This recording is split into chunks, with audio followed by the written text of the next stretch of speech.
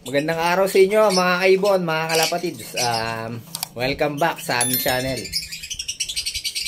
For today's video, may papakita ako sa inyong ibon, no? May bago tayong mutation dito sa ating aviary. Napakaganda. Tara, pakita ko sa inyo after ng intro.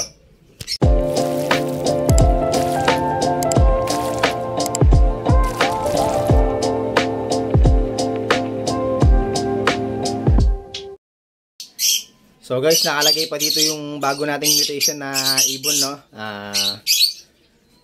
Pakita ko sa inyo. Lagay lang natin sa sa carrier.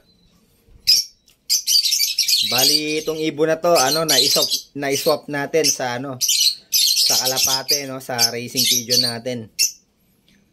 Shout out nga pala kay Sir Sean Villar. Yun, saan niya galing tong ibon na to. Maraming salamat sa iyo, sir. God bless. A few moments later. So guys, ito na yung bago nating ibon, no? Napakaganda ng mutation nito, guys. Akala nyo simple lang sa unang tingin, pero yung mutation sasabihin ko na. Ang mutation ng ibon na to, guys, par blue. Possible than follow. Hen to, guys. Sure hen siya. Dati siyang may kapares kay Sir Sean, no? Kaya lang na-deads daw.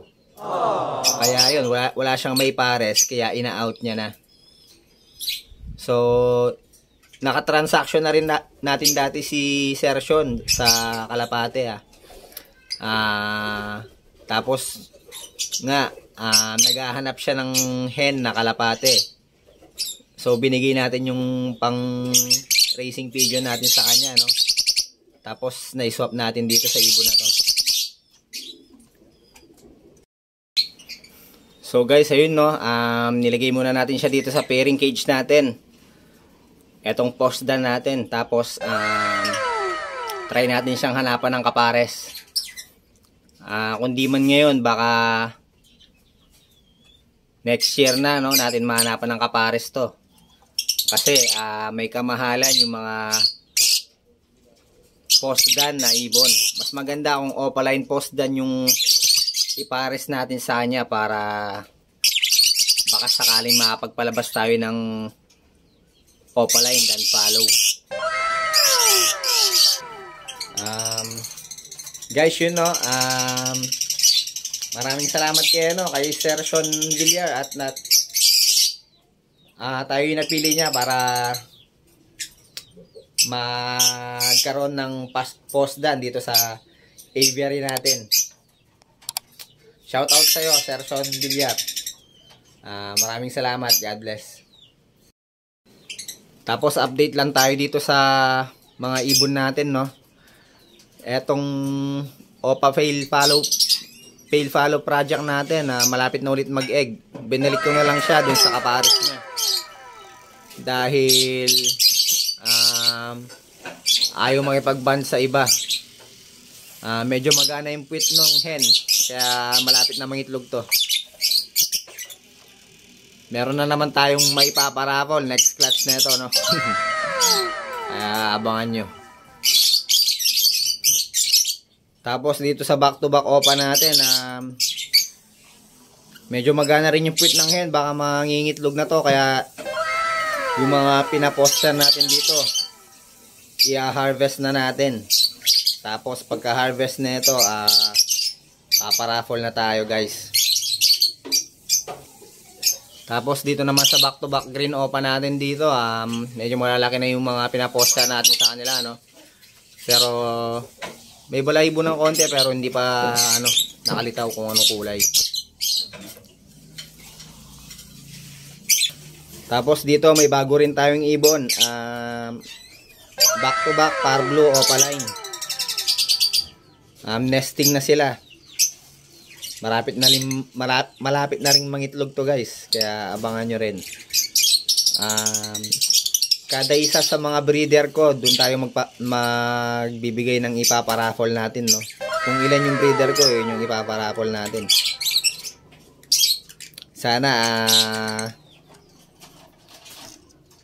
mag-fertile yung mga itlog nila, no, para marami tayong maipamigay. Tapos ito din, bagong pinagpe-pair natin, no, mauve opakak, tsaka itong binigay ni Sir Robert sa atin na ano, green pied opahen. Yan yung bago natin pinagpapares ngayon. Hindi pa sila banded pero malapit na. Pino-force pairing na natin sila. Tapos dito naman sa ano, no, back sa Opa Pale project din natin.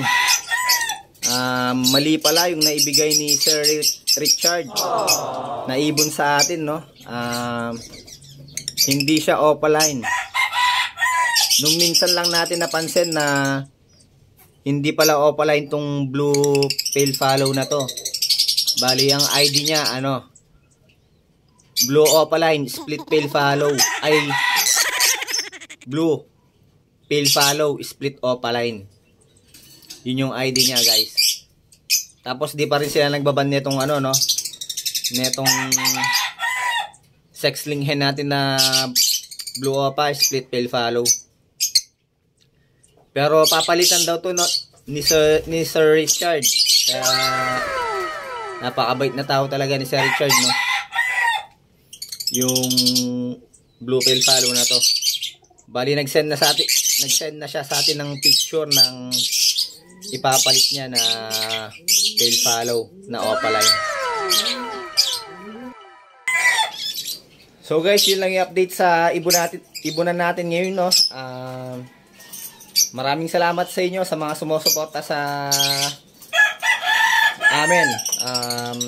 Shoutout din pala kay Sir Richard Malyari. Maraming salamat, sir, sa